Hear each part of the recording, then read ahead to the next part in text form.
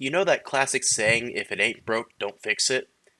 The Crown Victoria is the absolute epitome of that statement, being in service from the 1950s until the early 2010s. That's over 60 years of being a dedicated service car.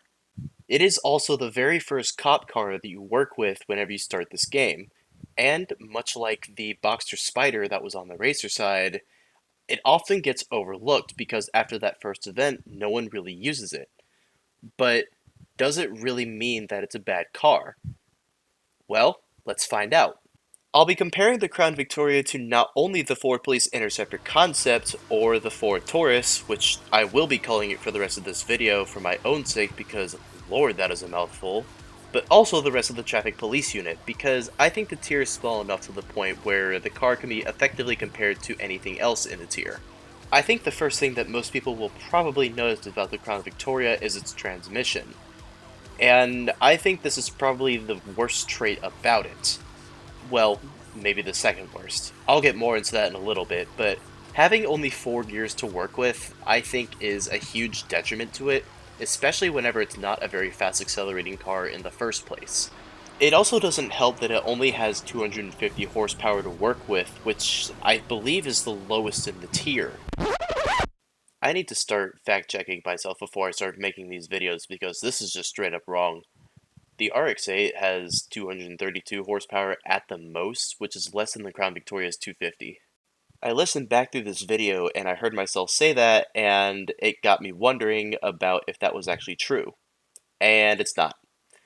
I don't know why I ever thought a rotary engine could make more power than a V8, and I really have no excuse on why I even said that in the first place. So yeah, Crown Victoria makes more power than the RX-8. Go figure.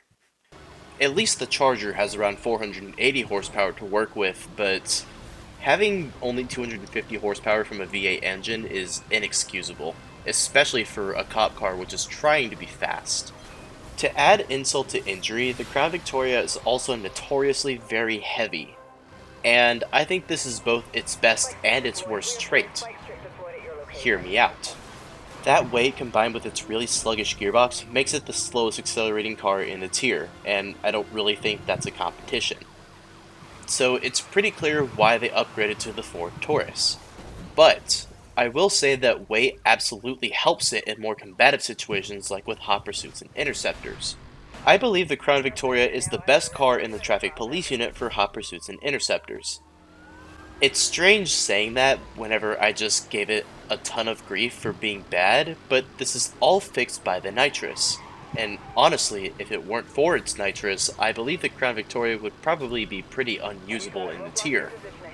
There is of course also the quality that cop cars have in this game, which is very boosted acceleration and nitrous having an increased effect compared to racers. And because of this, I believe the Crown Victoria is actually quite underrated. Again, really strange saying that after saying that its weight really holds it back. But I still think that this is true. Also, that front-engine rear-wheel drive layout also lets it countersteer very effectively, and combined with the nitrous actually makes it a very effective car for drifting. And I believe this is very important, especially for rapid responses. Now, there is of course the trait of the Crown Victoria where its added weight does mean that base steering is not going to be very helpful at all, but I don't really think you need to worry about just regular steering in this game. And because of that, I think the Crown Victoria actually finds a really nice spot for rapid responses, because that counter steering ability combined with the nitros and the very boosted acceleration that nitros give it actually makes it a very reliable car. Just a little personal quip, but I use this car in a rapid response and I unironically set my fastest time for that event, and that's really funny because I think the RX-8 is the better car overall for rapid responses by far, but I think that really goes to show that the Crown Victoria actually has a lot of potential to be really good for rapid responses. You just really have to know its drifting physics and how that weight affects its drifting capabilities. As I mentioned before, the Crown Victoria is the very first interceptor that you work with whenever you start the Cop series. After you get that distinction on the first event, you unlock the WRX. But Just like with the Porsche Boxer Spider and the RX-8 on the racer side, a lot of people opt to use the WRX in place of the Crown Victoria, because it's seemingly the superior car on paper, and new car means better. Just like with the Boxer Spider on the racer side, it seems like a lot of people overlook the Crown Victoria just because it seems like a lot of the traffic police unit cars you unlock afterwards seem to do their respective jobs better. And this is true in some cases. The RX-8 is the better car for rapid responses, the Taurus is an upgraded version of the Crown Victoria and therefore does those rapid responses just as capably, if not more capably, but it doesn't have quite the firepower that the Crown Victoria offers in terms of weight. However, it's important to remember that the Crown Victoria is the pioneer for being an effective and reliable interceptor, and for that being its main role, I think it serves that purpose admirably. Now, it's not going to be the interceptor that outperforms everything, especially in turns, but for being the first interceptor that you ever work with, I think it serves its job perfectly. And not to mention that it's one of the most iconic, if not the most iconic, service car of all time.